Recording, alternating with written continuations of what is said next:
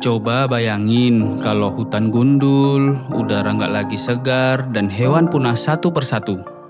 Kira-kira seperti apa ya bumi? Makanya tiap tanggal 28 Juli dunia rame-rame ngerayain Hari Konservasi Alam Sedunia. Hari ini pertama kali dicanangkan tahun 1997 oleh International Union for Conservation of Nature buat ngajak kita semua lebih peduli sama alam sebelum bumi beneran krisis. Nah, ini beberapa alasan kenapa hari ini layak banget kita peringati. Pertama, jaga keanekaragaman hayati. Hari ini ngingetin kita buat jaga keberagaman hayati. Dari hewan langka, tumbuhan langka, sampai keseimbangan ekosistem. Kedua, edukasi lingkungan.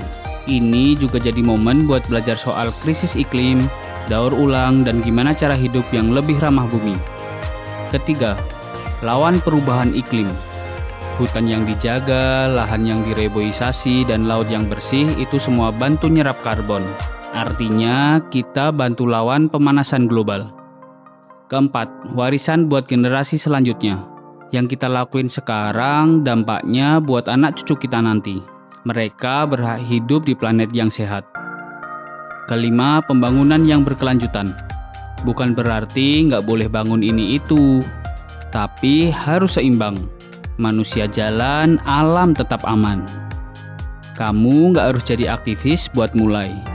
Dari hal kecil aja, bawa botol sendiri, tanam pohon, atau ngajak temen jaga lingkungan bareng. Bumi cuma satu, dan kita semua tinggal di dalamnya.